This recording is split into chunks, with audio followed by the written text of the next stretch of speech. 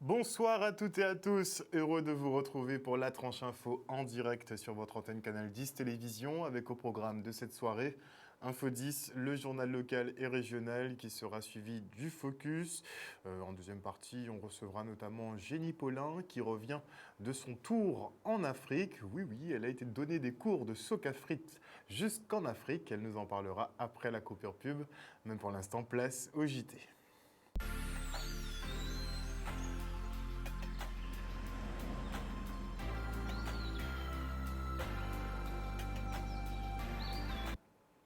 Nous sommes le mercredi 8 juin 2022 et la situation épidémiologique en Guadeloupe reste quand même plus ou moins stable. On compte 1936 nouveaux cas contre 1560 la semaine dernière. On compte tout de même près de 700 tests de plus réalisés sur la période.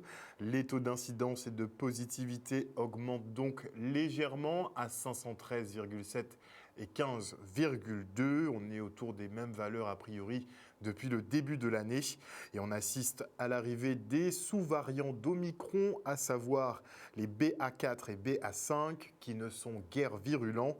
Ils n'ont d'ailleurs aucun effet sur l'activité hospitalière qui diminue avec 15 hospitalisations Covid sur l'archipel et 5 personnes en réanimation. Pour ce qui est de la vaccination, on passe de 295 injections la semaine dernière à 5079 cette semaine. Une véritable explosion de deuxième et troisième doses. On n'avait pas atteint ces chiffres de vaccination depuis les mois de janvier-février lors des derniers pressings. Et 4 ans après leur dernière mobilisation, les personnes porteuses de handicap sont toujours au même point et dénoncent encore les mauvais traitements qu'ils subissent, en plus des manques de soignants, d'eau, de logements équipés, de transports adaptés.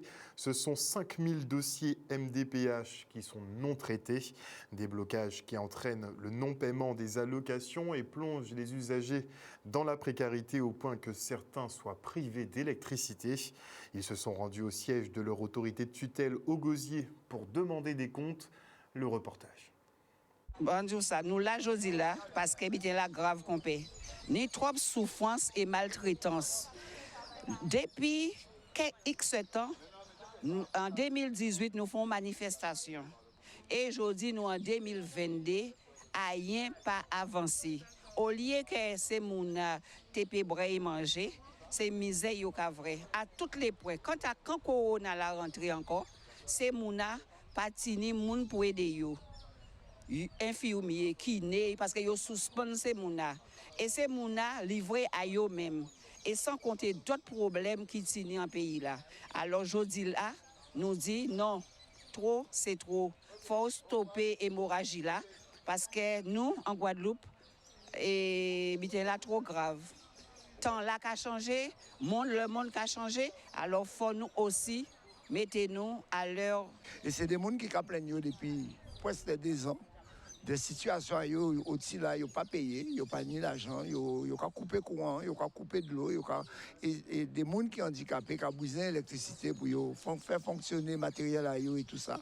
Donc aujourd'hui, là, nous venons à la MDPH pour nous expliquer, pour nous parler, pour nous tendre ce dit par rapport à ce soutien-là. Parce que pour nous, nous sommes en forme de maltraitance en dit. Par rapport à ça, c'est pas normal qu'en temps là, ça, nous en 2022, que des personnes handicapées, pas ni un soutien ni financier, ni aide. Et comme en plus, ils fait expulsion, ils fait des suspendus, eh bien, c'est mon ça, pas ni personnel de soins, pas ni monde qui a alentour pour soigner eux non plus. Aujourd'hui, il y a une délégation des représentants d'associations qui s'occupent des personnes en situation de handicap à la MDPH pour protester contre cette situation. C'est inadmissible que des gens qui en situation de handicap et ni tant de difficultés pour droit parce que faire rappeler que nous trouvons plus de 8500 dossiers. 8500 dossiers, c'est-à-dire dossiers à 2021, 2020, 2019, voire 2018. Et c'est pour ça que depuis, c'est ma priorité des priorités.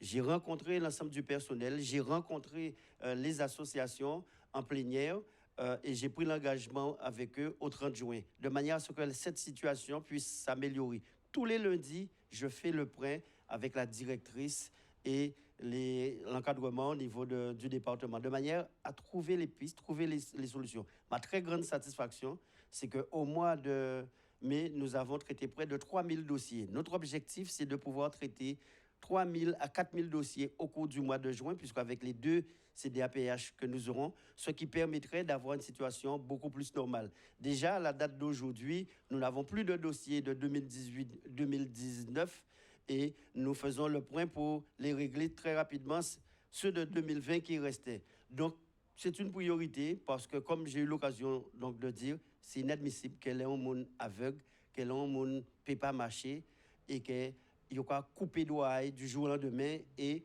je comprends toutes les conséquences, toute leur situation, puisque cela ne peut générer que des problèmes. Si loyer, si gens pour manger, à une vie qui est très difficile, je dis là, c'est pourquoi c'est priorité en moins et satisfaction en moins, c'est qu'au lieu de nous traiter peut-être 50 dossiers par semaine, on recruter à peu près 40 personnes et c'est pratiquement 500 dossiers nous traiter par semaine pour faire que d'ici le 30 juin, nous ayons notre situation et que nous portons amélioration pour tout le monde.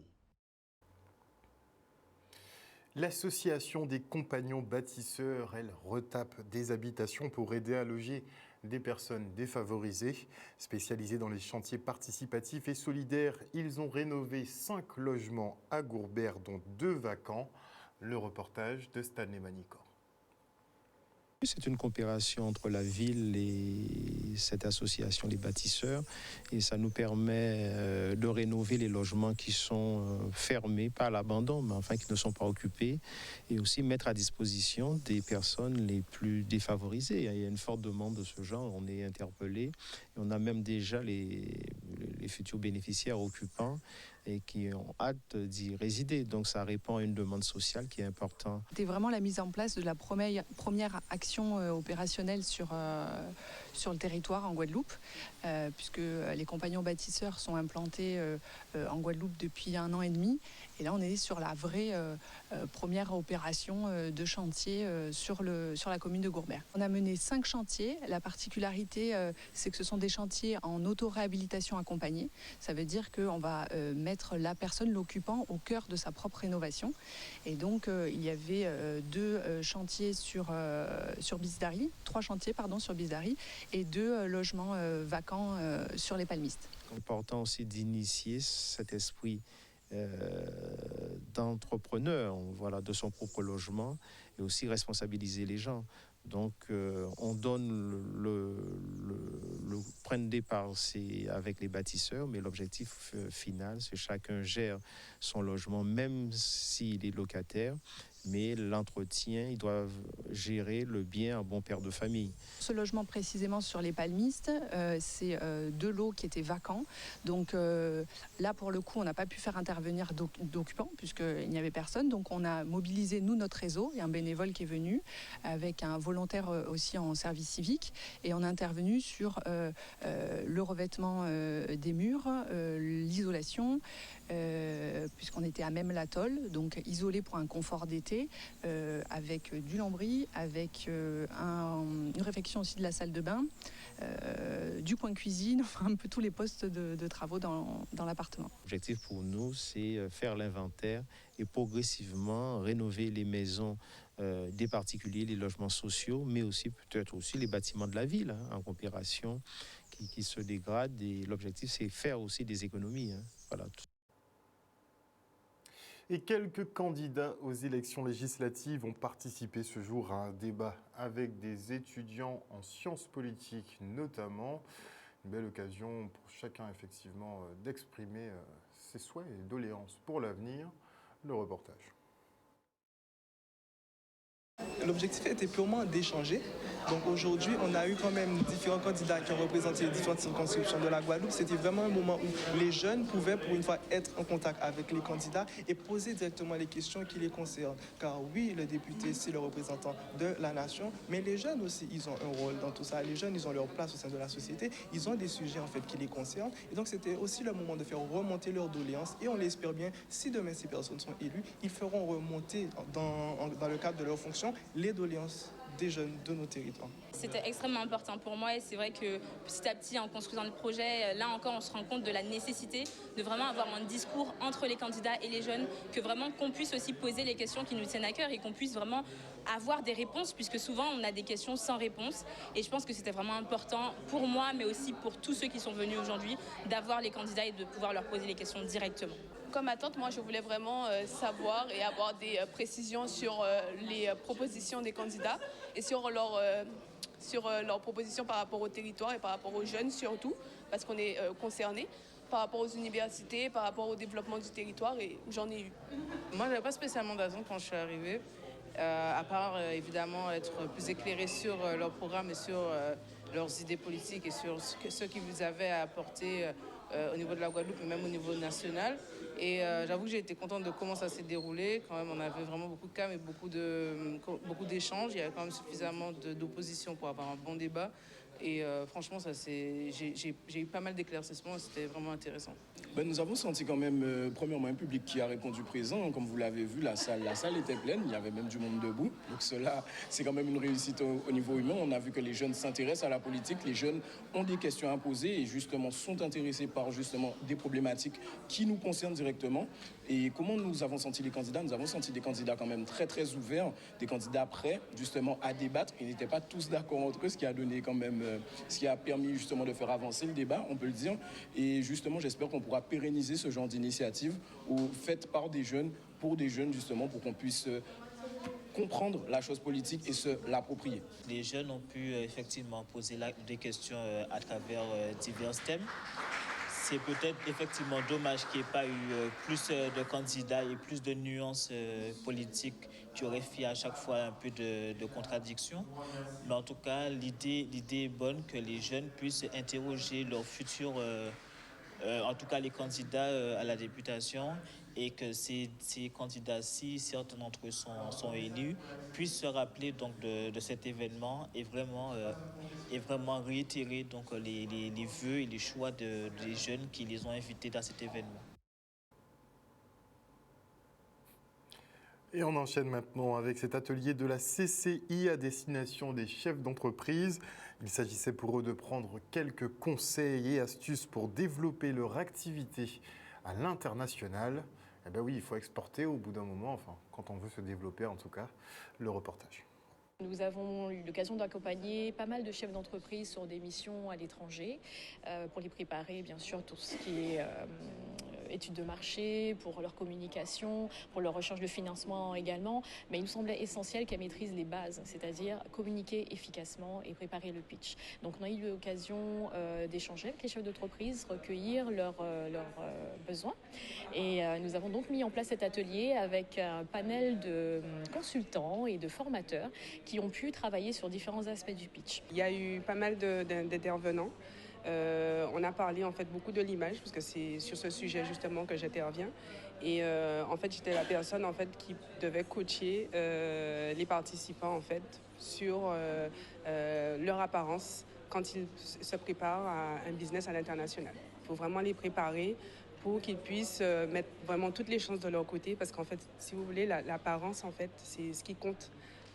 En premier, avant même qu'on puisse ouvrir la bouche pour présenter son projet. C'est vraiment l'élément important qu'il faut vraiment soigner et maîtriser. On a une expertise en fait en Guadeloupe, peut-être qu'on ne s'en rend pas compte, on a réellement des potentiels à l'international et il est important de faire savoir justement qu'en Guadeloupe, on a des entreprises qui sont tout à fait pertinentes pour le reste de la Caraïbe et également pour d'autres territoires comme le Canada, des gros marchés comme l'Europe. Et c'est clair que là, ça ouvre en fait à un marché énorme et qui peut, et on a eu de très belles histoires et des success stories comme on dit, qui peut vraiment déboucher sur des contrats intéressants, voire même des délocalisations. On a des entreprises aujourd'hui qui sont basées en Guadeloupe et bien qui créent des filiales à l'étranger. Et aujourd'hui, c'est la journée mondiale de l'océan et à cette occasion, plusieurs associations et entreprises privées en ont profité pour nettoyer la plage du bourg de Sainte-Anne. Une mention pour les tout-petits et les jeunes qui les accompagnaient. Regardez. C'est une demande qui vient des élèves. C'est les élèves qui m'ont sollicité afin de faire une sortie nettoyage de plage. Donc suite à quoi j'ai contacté différentes associations et c'est l'association Surfrider qui m'a répondu pour participer à cette journée. Mais oui, c'est quelque chose qui intéresse les élèves puisque le projet vient d'eux.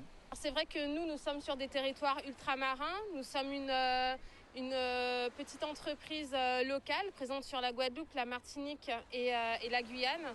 Nous vivons dans ce beau cadre, donc c'est notre environnement, préserver les océans. Nous pensons que c'est une démarche que toutes les entreprises doivent avoir au niveau mondial, mais aussi au niveau local. C'est l'action main en main qui a comme rôle justement c'est de la sensibilisation à la pollution en mer, non seulement au niveau de la masse, c'est-à-dire des objets, quel que soit l'objet qui n'a rien à faire au niveau du milieu marin, la sensibilisation au niveau des écoles, au niveau du grand public.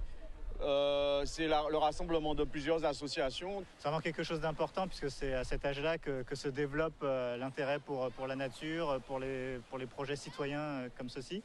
Donc c'est vraiment le moment où il faut commencer à faire ces actions-là. Donc je pense que c'est très important, oui.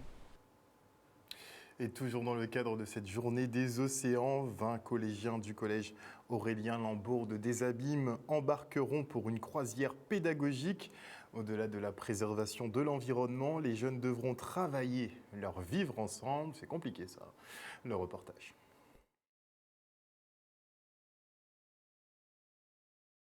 L'idée, c'est de permettre aux élèves d'avoir un comportement citoyen, de se rendre compte également qu'ils ont des capacités, qu'ils ont un potentiel, qu'ils peuvent, à partir d'un projet, se réaliser et prendre également des initiatives et des responsabilités. Donc c'est vraiment ça, c'est l'objectif de ce projet, et permettre aux élèves de se raccrocher à l'école tout simplement. Le premier objectif, c'est le vivre ensemble, faire découvrir aux élèves la voile, les métiers de la croisière, mais aussi c'est un projet total, puisque c'est un projet qui s'inscrit dans la journée mondiale des océans. Donc on est aujourd'hui le 8 juin, la journée mondiale des océans. C'est aussi un projet qui est soutenu par l'UNSS, donc la direction régionale de l'UNSS.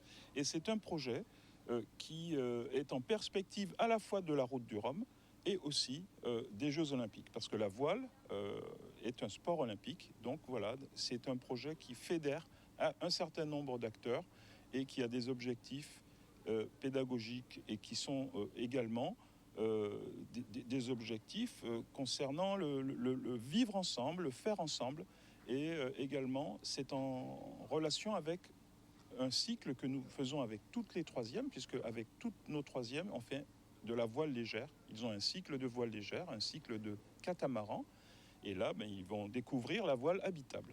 On a été désignés à faire ce projet pour participer à un voyage de voile. Parce qu'aujourd'hui, c'est la journée des océans. Et nous allons profiter de ce voyage pour pouvoir communiquer entre nous. Il y a plusieurs activités qui sont proposées. On va faire de la plongée, de la voile légère, du kayak.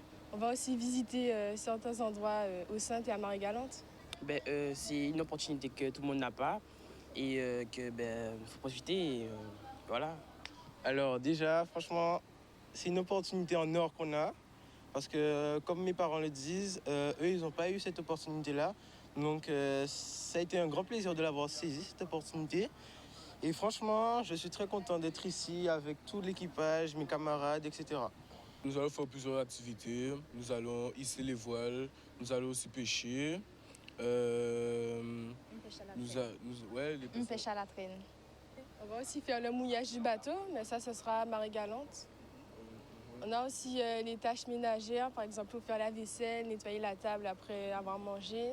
Il y a aussi cuisiner, parce que tout n'est pas déjà prêt, donc il faudra préparer. On souhaite une bonne navigation à nos petits pirates. Et les sapeurs-pompiers, non, avant cela, bien avant cela, on doit parler du Cinestar qui poursuit son développement et son acquisition de nouveaux équipements, offrant une meilleure qualité de projection.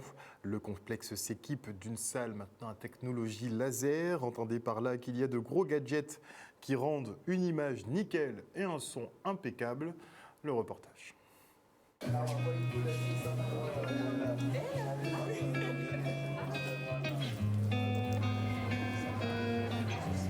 sommes ici ce soir au Multiplex Cinestar pour présenter la toute dernière technologie de projection laser apportée ici en Guadeloupe par le groupe Caribbean Cinéma. Cette technologie permet d'avoir la meilleure qualité d'image sur de grands écrans, une plus grande luminosité, une meilleure définition d'image qui vous font vivre le film vraiment comme si vous y étiez, tellement le rendu est plus naturel, les décors plus réalistes, vraiment pour vivre son film à fond. L'objectif de cet investissement est de justement permettre au public de vivre une expérience en salle, de toujours à la pointe en fait de la technologie et de vraiment faire vivre cette salle, d'avoir une expérience toujours meilleure et toujours plus en salle de cinéma. Surtout après cette période Covid où on a pris l'habitude de rester chez soi. Donc vraiment, il était de notre devoir, en tout cas de salle de cinéma, d'amener encore plus loin la technologie ici en Guadeloupe.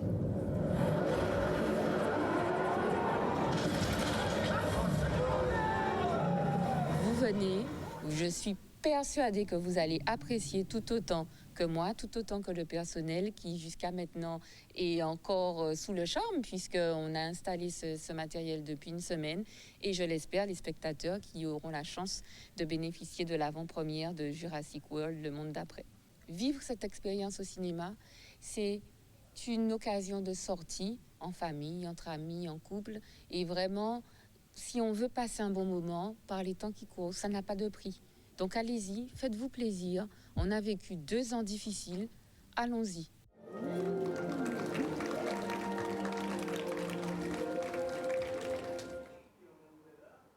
Et on clôture ce journal avec une plus triste nouvelle, beaucoup plus d'ailleurs, puisque les sapeurs-pompiers de Guadeloupe et la communauté dit adieu au doyen des sapeurs-pompiers, à savoir Marius Zénon, un homme particulièrement engagé. Regardez. C'est un homme d'amour, c'est un homme gentil, qui n'aimait pas le désordre, qui n'aimait pas qu'on parle trop, il n'aimait pas ça. Et en plus, il aimait sa profession de sapeur-pompier. C'est pourquoi j'ai tout fait. J'ai demandé des autorisations au directeur de justice qui a accordé qu'on puisse l'enterrer en tenue parce qu'il a beaucoup travaillé. C'est le doyen des sapeurs-pompiers. Il a participé à des manifestations sportives en métropole pour représenter le corps des sapeurs-pompiers. Il ramenait la coupe. C'est un joueur de football aussi, c'est un des premiers joueurs du Colonial Club. C'est un très grand sportif. Depuis 1952, il était sapeur-pompier. Et là, il est sorti caporal-chef. Et il aimait tous ses collègues et ses collègues ne l'ont jamais lâché. Parce qu'à chaque fois qu'on était ensemble, il appelait ses collègues. Et moi-même, je dirais que j'ai presque grandi chez les sapeurs-pompiers parce qu'avec lui, j'ai participé à toutes les manifestations. Ben, absolument. Je l'ai connu en octobre 1969, après mon stage de formation. Quand je suis arrivé à la caserne de Bastille, c'est à ce moment-là que je l'ai connu.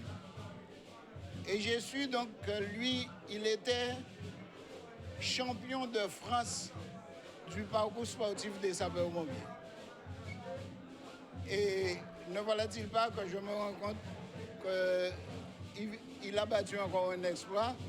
Il était le plus ancien des sapeurs-pompiers à la retraite en Guadeloupe. Une très belle carrière. D'ailleurs, quand je l'ai vu exécuter certaines manœuvres à Basse-Terre, je suis resté un petit peu ébahi en le voyant manœuvrer parce qu'il avait une dextérité telle pour toucher les agrès qui n'étaient pas donnés à tout le monde. C'était un homme toujours disponible à tout. En dehors de ce que mon père, qui était à peu près de son âge, m'avait raconté, puisque mon père le considérait comme une étoile en matière de ce que les pompiers ont de particulier sur le parcours sportif. Eh bien, il a représenté la Guadeloupe pendant plusieurs années. Et c'est seulement quand le service est devenu, ces structures est devenue départementale, il y a des jeunes qui sont véritablement arrivés et il a été un peu le moteur de faire avancer les plus jeunes, quoi, en quelque sorte, dans ce domaine. Je suis très contente, je suis fière pour lui et je suis fière aussi pour les sapeurs-pompiers parce que ce sont des hommes de courage et de dévouement. Et je dis que là, il faut prendre conscience parce que s'ils ont un doyen aujourd'hui, c'est pour qu'ils sachent que la profession, elle n'est pas morte et il faut continuer à travailler et avancer au service de la population. Était noté avant de se quitter qu'un homme a été abattu par balle à la cour Zamia en fin d'après-midi. Et noté également que la famille de la petite fille qui aurait été victime de viol défile de nouveau ce week-end. Ce sera samedi à partir de 9h dans les rues de Petit Canal. Visiblement, selon les informations que j'ai du père, il n'aurait toujours pas reçu les résultats des expertises qui ont été réalisées. Et donc, effectivement, la famille s'impatiente un peu. Donc, mobilisation ce samedi à 9h à Petit Canal. Voilà, chers téléspectateurs, nous sommes arrivés au terme de ce journal. Merci pour votre fidélité à ce programme. N'oubliez pas que sur Canal 10 Télévision, vous faites l'information que nous diffusons. Le journal revient demain à 18h30. Passez une bonne soirée sur notre antenne. Bisous, bisous tout le monde.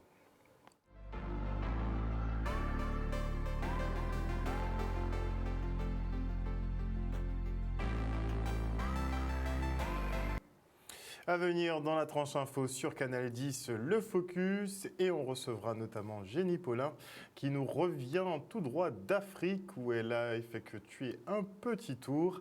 Elle nous en parlera et nous montrera effectivement ce qu'elle a vu et ce qu'elle y a enseigné. Ce sera après la coupure pub. Et avant cela, je dis bonsoir à Teddy Bamberg, à Maggie Delaney. Bisous Maggie. Bonsoir à Joël Bazit, à Marie-Lou, à Marius Labissi, à Yvonne Dacour, à Jimmy Kamagouva Aliar, à Wilma Blondeau, à Claudie Giraud-Girard, à Lydia Luce. Bonsoir à Patricia de Normandie, à Marie Rutier, à Kitoun Cyprien. Bonsoir également à Marcelin Coman. Bonsoir à Mouton Lucide, toute la team des infos. Je crois que j'ai vu le général Franck Abar. Lina Wild est présente également. Marie-Hélène Borès aussi. Qui d'autre? Vivienne Coton, toujours présente. Qui d'autre de la team est là ce soir? A priori, Ampassav Mako est là. Bon, a priori, tout le monde. Patricia Jacquet-Crétide aussi. A priori, toute la team est au rendez-vous. J'ai vu qu'il y avait plusieurs débats sur le fil. Oui, chapeau effectivement pour l'opération de Gourbert et ses compagnons qui acceptent effectivement d'aider les familles défavorisées à retaper leur logement. Franchement, une très belle initiative. On salue ça. Sinon, qu'est-ce qu'il y avait d'autre? Bon, politique, vous connaissez déjà. De toute façon, le premier tour, c'est ce week-end, donc on sera vite fixé. Je sais que beaucoup attendent les résultats, notamment de la NUP, l'alliance de gauche qui est conduite par Jean-Luc Mélenchon. On verra ce que ça donne. Et une petite parenthèse aussi, avant la coupure pub. J'ai pris beaucoup de débats aujourd'hui parce que j'ai fait des petites publications sur les réseaux par rapport à la police, puisque je ne sais pas si vous avez entendu, mais il y a quelques jours, il y a encore eu une perte humaine, puisque lors d'un contrôle de police, visiblement, un jeune a refusé d'obtempérer et de s'arrêter. Ça a entraîné plusieurs tirs par arme à feu de la part des forces de l'ordre. Et une fille de 21 ans donc, a été abattue. Elle s'est pris une balle dans la tête, visiblement. Et c'est vrai que chacun défend un peu sa paroisse. Les policiers sont un petit peu à cran, ça, on veut bien l'entendre. Ils sont extrêmement stressés par rapport à leurs conditions de travail. Ça, on veut bien l'entendre, mais il ne faut pas tout amalgamer quand même. On veut bien exonérer quand il faut, mais là, il y a quand même une jeune femme de 21 ans qui est morte. Ce n'est pas elle qui était au volant du véhicule, et je pense que tout le monde devrait peut-être essayer d'entendre ça au lieu de dire « Ah, mais ils ont refusé d'obtempérer ». Est-ce que ça excuse ? À voir. On fera un débat peut-être là-dessus, mais ça se complique, les interpellations ces jours-ci. On marque une page de pub et on revient après.